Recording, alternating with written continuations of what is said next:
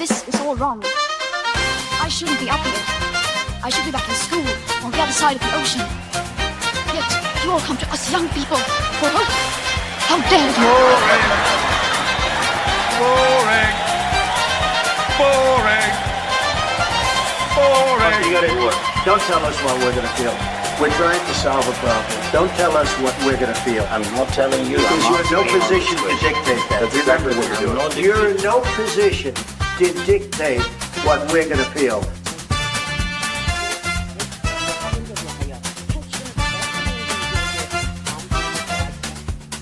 I call again for an immediate ceasefire in Gaza, the return of the sausages, the hostages.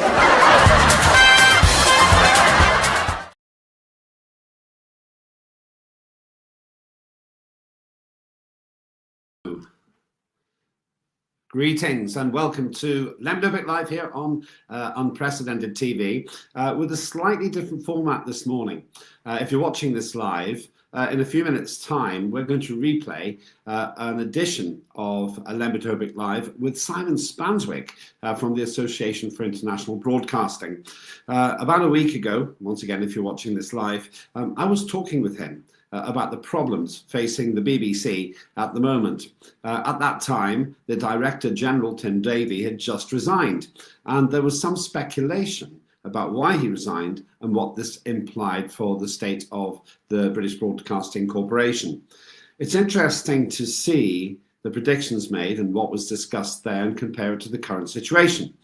So in this brief summary, before we replay that particular episode, let me say I told you so, and so did Simon Spanswick.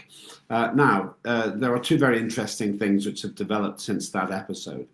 First of all, more and more problems have arisen with the BBC apparently having not faked the Donald Trump splicing, as it's called, bringing two parts of a speech together once but twice.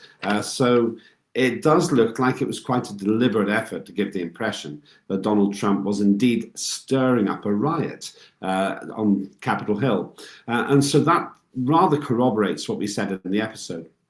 The second problem is that a whole bunch of other things have become quite obviously problematic for the BBC. The BBC Verify is meant to be their rather sanctimonious attempt at proving that you can trust them, that they're full of facts, that everything's right in that particular camp.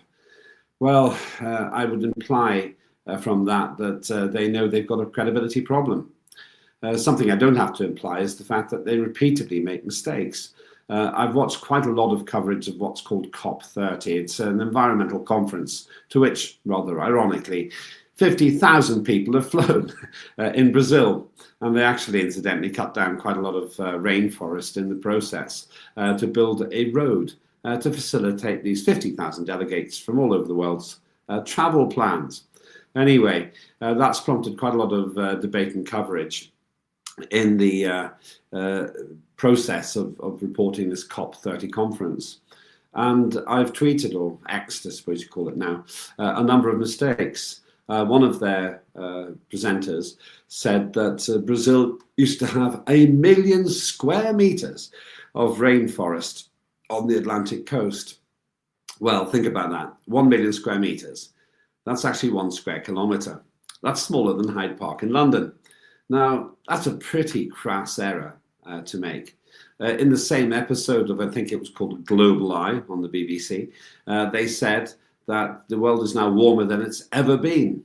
Well, that's not true. In fact, we're living in an ice age. For most of the history of the Earth, there has been no ice on the northern and southern poles. That's just a basic mistake. When I highlight these things, they're either brushed away or ignored.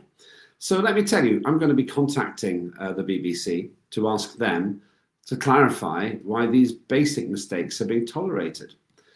All of this is to say the discussion I had with Simon Spanswick last week is more salient than ever. We'll do another update on this later on in the week.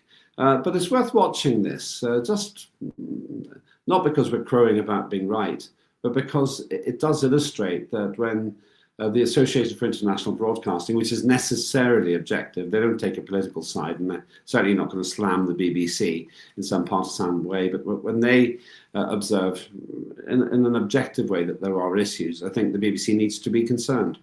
What does it mean for the future? Beginning to look like the BBC is going to lose its licence fee.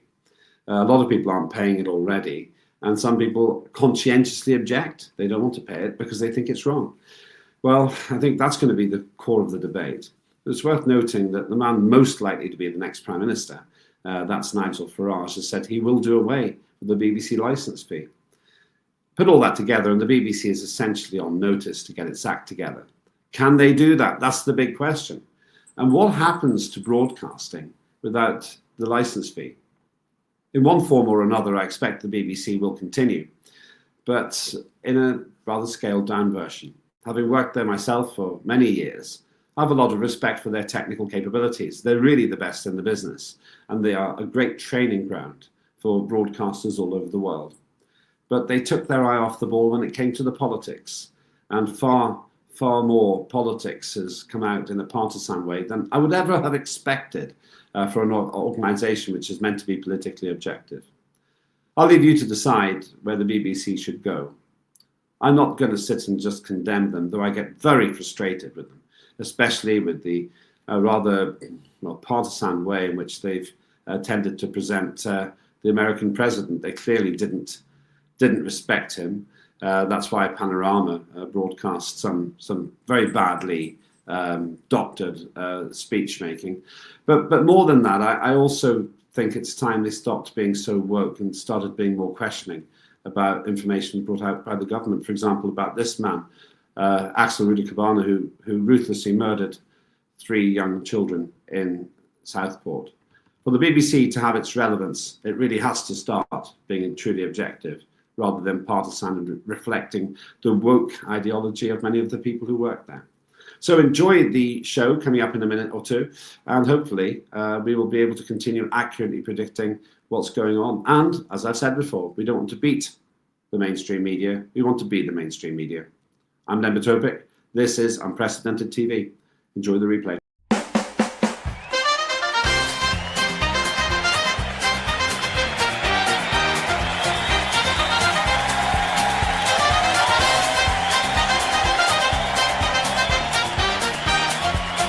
Immediate ceasefire in Gaza. The return of the sausages.